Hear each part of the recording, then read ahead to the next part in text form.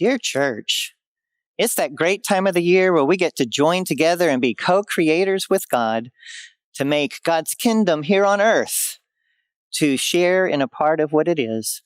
We're so thankful for Commitment Sunday and that you are present to be a part of it. I especially today thank Raymond Turner for bringing us our sermon today, the message of his life, his love, his journey, his faith, his devoted partner, Richard. So many things to be thankful for and grateful for. And here today, he stands up in faith to talk to us about what it means to continue the journey no matter what's going on in your life, not COVID-19, not anything else. So today we invite you to come forward and bring your commitment. I say come forward because typically here at Resurrection, we would have used this purple basket and you would have come from the pew as you felt led to bring a card forward and drop it in this basket with everyone else's. Then we would have counted it up and make our plans for next year. And so this purple basket's a little bit beaten and a little bit battered, maybe like some of us feel. But it was faithful in receiving your commitments to love and put love in action, and to do that with your financial contributions. And so I have it with me today. Reminds me of you, and it reminds me of those Sundays. God blesses us. God blesses us with life and breath. God blesses us with homes, with people to love. God blesses us over and over again. And it challenges us to be stewards. Stewards of creation, stewards of our body, stewards of the gifts that you give today so that we can put love into action so more people can know and come to know Jesus and come to know God's love in the world. We are called not only to be that blessed person, but also to carry that blessing forward and to be a blessing for others. So Commitment Sunday is one of the great ways we get to do that. One of the great ways we get to put forward what has been given to us, to others, to pay it forward.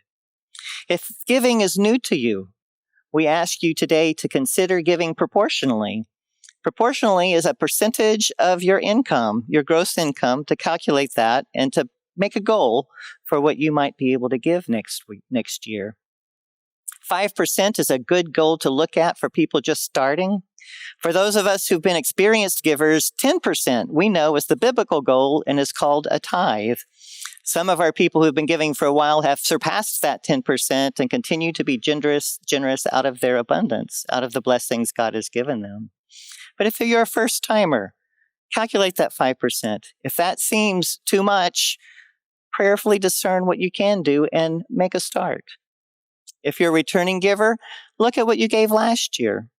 Look at what next year looks like for you and calculate 1 or 2% to see if you can possibly increase it to reach your goal. Giving is a journey. Giving is transforming. Generosity and moving from scarcity to abundance is spiritual transformation.